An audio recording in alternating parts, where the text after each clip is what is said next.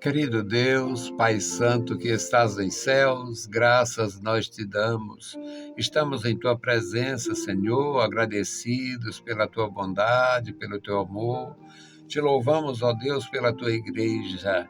Obrigado, meu Senhor, pela tua igreja. Obrigado, meu Senhor, pelos meus irmãos.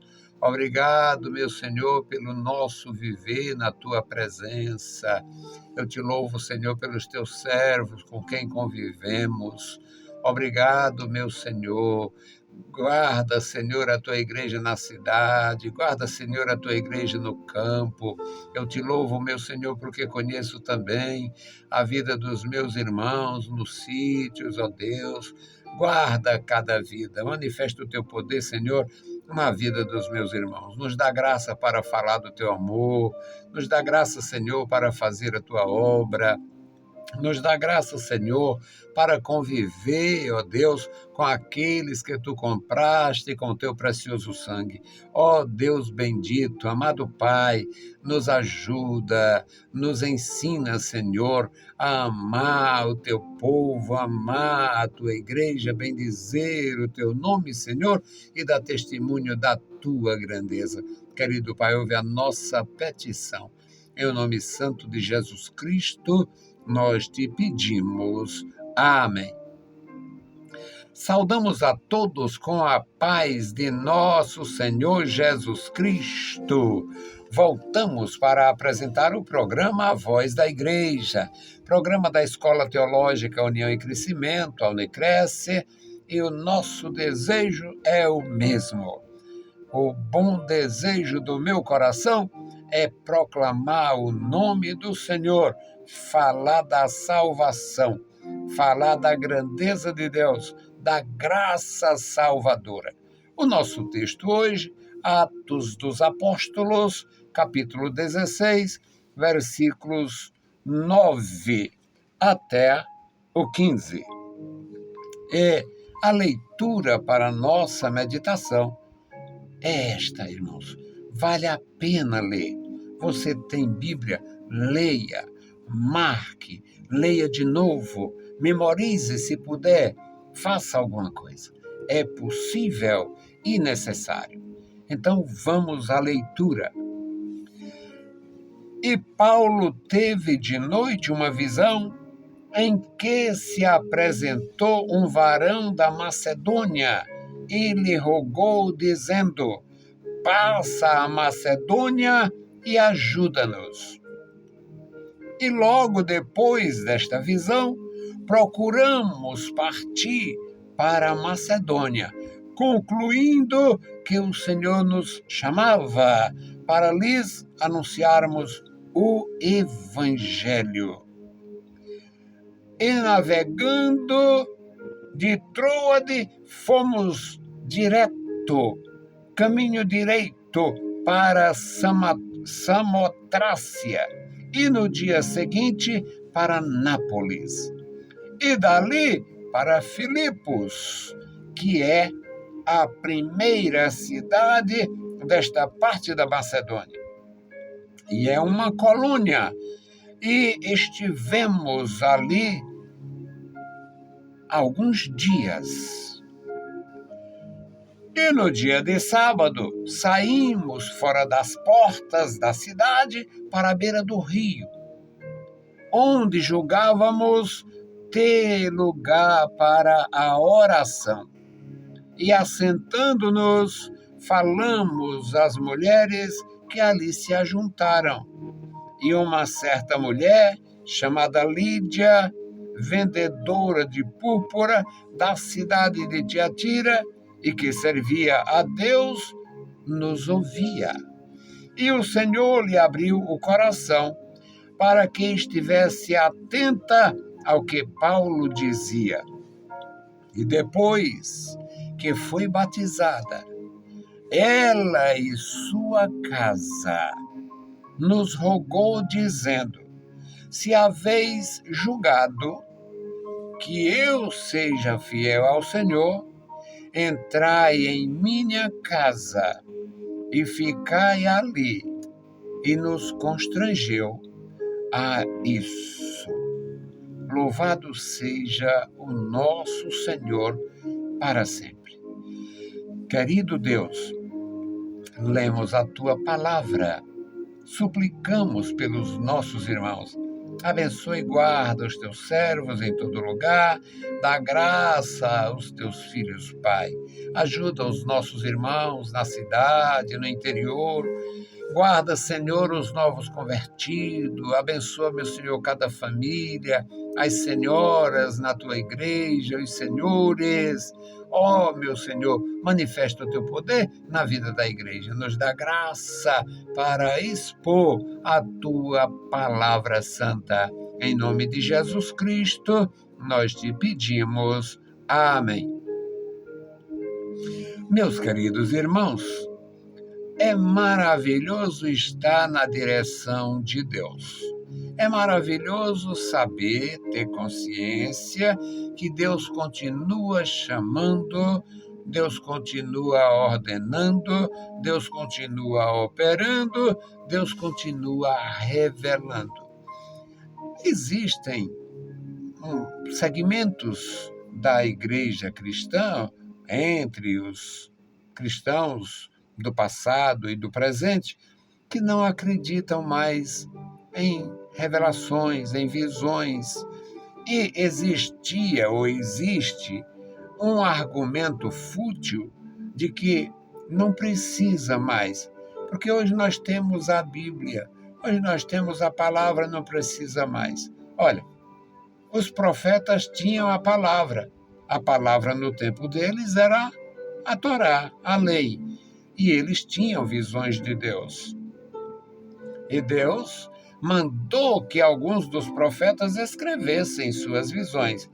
Louvado seja o santo nome do Senhor, porque temos, a partir destas visões, os livros da Bíblia Sagrada. Os outros livros. A Bíblia dos judeus era dividida em a lei, os profetas e os salmos.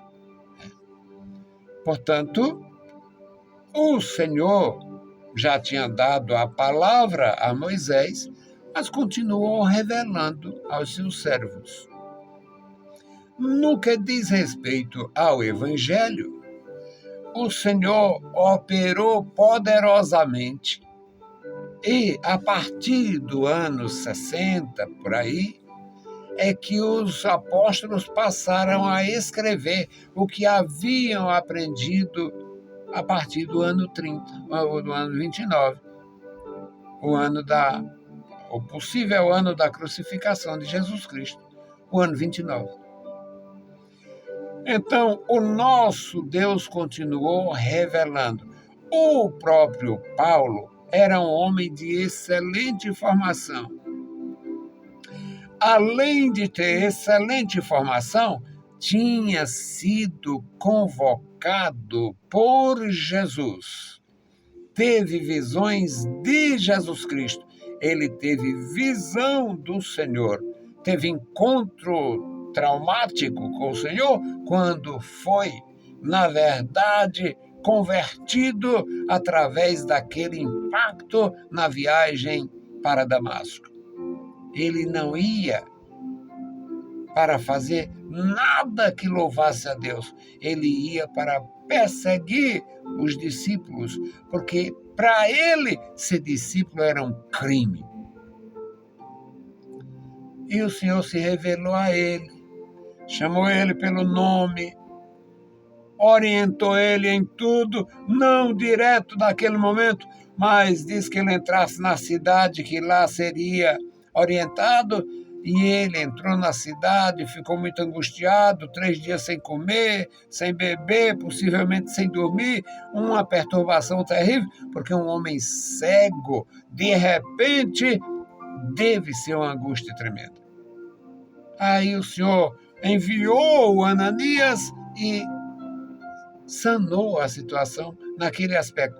E lhe deu a missão e Saulo foi transformado em um Paulo para servir a Deus. Paulo era profundo conhecedor da lei, da palavra de Deus, conhecia os profetas muito bem e teve um encontro pessoal com Jesus e continuou tendo visões. Neste texto, nós lemos a respeito de uma visão que ele teve. Ele teve uma visão. Tinha feito uma viagem cansativa, passando por algumas dificuldades e chegou a Troade. Ele teve uma visão e nesta visão ele reconhecia culturalmente, se identifica as pessoas. Nós podemos identificar os orientais, em muitos casos, os árabes pelos seus turbantes, os mexicanos pelo seu sombreiro e assim por diante. Então, eles poderiam identificar pessoas pela apresentação. E na visão, ele vê um homem, sabe que o homem é da Macedônia. E o homem lhe faz um pedido: passa, vem para a Macedônia e ajuda-nos. O escritor de Atos dos Apóstolos, que é o Lucas, diz no versículo 10, logo depois desta visão, procuramos. É o Lucas que escreve, que registra.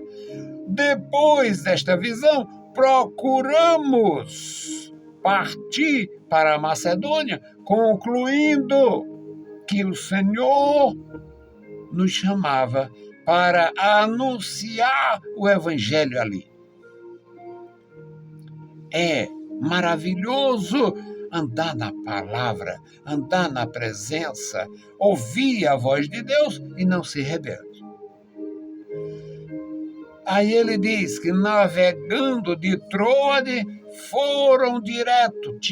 Eles encontraram um navio que ia direto para Samotrácia. No dia seguinte, outra embarcação para Nápoles. E dali eles chegaram a Filipos, primeira cidade da parte ocidental da Macedônia. Chegaram ali, ficaram alguns dias, certamente fazendo a obra de Deus, porque quando temos compromisso, agimos. Chegou o sábado. Sábado, judeus tinham o bom hábito de se reunir nas sinagogas, louvar, orar, buscar a Deus. Mas acontece que ali não tinha. Ali não tinha. Então, já que nós não temos aqui uma sinagoga, não temos aqui um espaço nosso, então vamos procurar um lugar tranquilo, fora da cidade, quem sabe, na beira do rio. E eles saíram da cidade, foram procurar um lugar e certamente se depararam ali com mulheres gentias que estavam trabalhando, vendendo, comprando, trabalhando. E eles conversaram com elas. No versículo 18, aliás, no versículo 13 diz: no dia de sábado, saímos fora das portas, tudo indica, cidade fechada, cidade murada, para a beira do rio, onde julgávamos. O pensamento deles era que iam encontrar um lugar tranquilo para orar, fazer oração. Mas encontraram foi pessoas em atividade lá. Julgávamos ter lugar para a oração. E nos assentamos e falamos com as pessoas que ali estavam, mulheres. as mulheres de entre os gentios sempre exerceram atividade e até mesmo poder. Sempre houve mulheres importantes. Hoje é que existe um desvio moral, um desvio de conduta, um desvio intelectual. E para ser mulher tem que se portar como macho, como homem. Isso é loucura, coisa de Satanás. A mulher pode ser perfeitamente senhora, esposa, mãe, feminina e ativa. Mulheres extraordinárias, femininas, esposas, mães, dignas, empreendedoras, trabalhadoras, dirigindo empresas no interior, empresas na cidade, mandando em homens, mulheres produtoras rurais. Eu vi isso, eu pequeno, eu via. Me lembro do nome delas, Joana Martim e Rita, duas produtoras rurais, que botavam muitos homens ao seu serviço. A Joana tinha filhos, a Rita não tinha. Então, mulheres extraordinárias, mulheres ativas, trabalhadoras. E o Paulo e o Lucas e outros falaram com aquelas mulheres que ali se ajuntaram. Aí o destaque fica por conta de Lídia, uma mulher vendedora de púrpura. Olha aí, tecido fino, coisa cara. Uma mulher que trabalhava, que era comerciante. Ela era da cidade de Tiatira na Ásia Menor. E ela já está na Europa. Mostra como ela era ativa. E ela ouvia falar. Ela se identificou com eles, já tinha ouvido falar do Senhor, já conhecia o Senhor, já servia o Senhor, mas faltava se batizar, faltava algo mais. E eles levaram a mensagem, a visão era bem fundamentada, era a vontade de Deus que eles levassem a palavra, evangelizasse, implantasse ali um trabalho.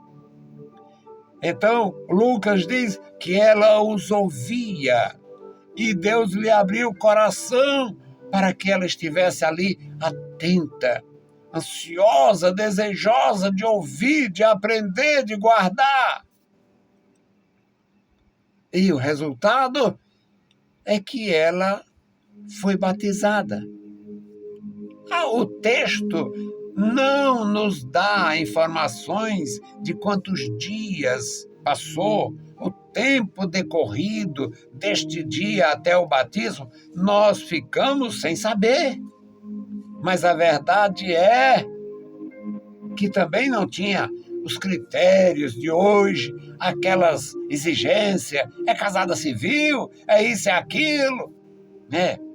Promete de pé junto, jura pela cruz, não tinha nada disso. Hoje em dia é que criam problemas. E o pior, constitui igrejas com gente complicada, problemática, e às vezes os próprios condutores são ineficientes ou confusos.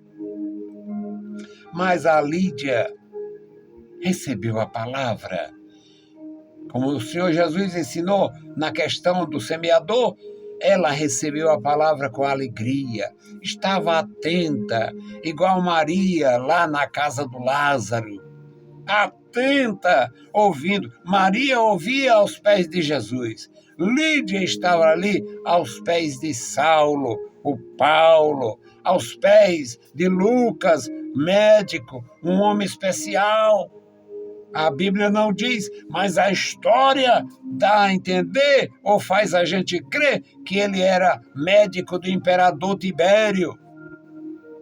Homem importante. E agora ela ouvia a palavra, ela recebia a palavra, ela estava atenta ao que ouvia e desejou ser envolvida pela graça de Deus, se batizar. Levou sua família a tomar a mesma iniciativa, a mesma decisão. Mulheres que têm atitude, que têm a graça, mulheres que têm atividade. Esta era ativa em todos os aspectos. Aí ela foi batizada, as pessoas de sua casa foram batizadas, e agora acontece algo que eles esperavam, já que estavam na direção de Deus, mas não sabiam o que era. Aí ela disponibiliza a sua casa. Vale lembrar que na época as pessoas que tinham recursos, pessoas detentoras de poder econômico, tinham casas grandes, edificações grandes. Não existia casa de meia água, não existia casa parede meia. E ela se encaixa neste perfil e ela diz: a minha casa está disponível se os senhores julgarem que eu esteja envolvida com fidelidade e quiser usar a minha casa para a obra de Deus, entrai na minha casa, ficai ali. E eles dizem, o Lucas diz, e nos constrangeu a isso. Não era só, tem minha casa. Não, a casa está à disposição. A casa é para vocês usarem. Podem usar a minha casa como um ponto de referência, como um endereço para a obra de Deus.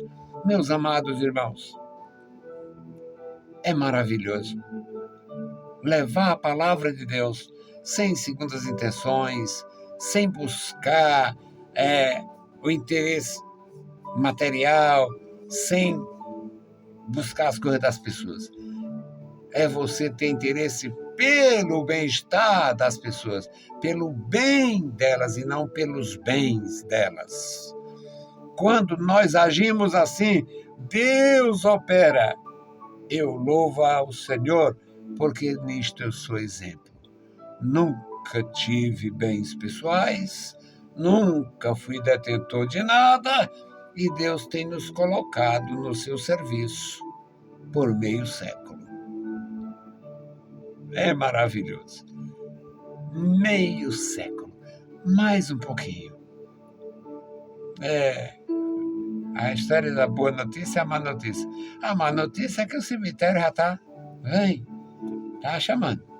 Mas, enquanto tiver voz e vez, vou fazer a obra de Deus destemidamente, sem nenhum compromisso com quem quer que seja, sem nenhuma atitude que alguém me reprove. Não prego a mim mesmo, não vendo nada e não cobro nada de ninguém. É a palavra de Deus, pelo poder de Deus, para os servos de Deus. Vamos fazer a intercessão, o memorial da oração. O nosso Deus, na sua infinita compaixão, abençoar os meus irmãos, guardar cada vida. querido Pai, Deus Todo-Poderoso. Senhor do céu e da terra, nós estamos em Tua presença. Trouxemos, ó Deus, a Tua palavra. Agora, meu Senhor, dirige a palavra aos corações, ungindo as pessoas, ó Deus, fazendo elas entenderem a necessidade de conhecer o Teu amor profundo e o Teu perdão. Deus fiel e santo, abençoa os meus irmãos, nossos ouvintes, nossos ajudadores, intercessores e este memorial da oração. Cada família, ó Deus, as criancinhas, a juventude, ó Senhor, as senhoras, os senhores, os idosos, as viúvas, os viúvos, os necessitados, os enfermos, os inválidos. Ó meu Senhor, guarda cada um, os teus líderes, os teus ministros, ó Deus, aqueles que servem a Ti com amor e graça. Amado Senhor, estenda sobre cada um de nós a Tua mão direita, ungindo as nossas vidas, nos dando a Tua proteção. No santo nome de Jesus Cristo, nós Te pedimos. Amém. Saudamos a todos com a paz de nosso Senhor Jesus Cristo. Se o Senhor permitir, a gente volta. Deus os abençoe. Leiam a Bíblia Sagrada e a graça de nosso Salvador repouse sobre vós. Amém.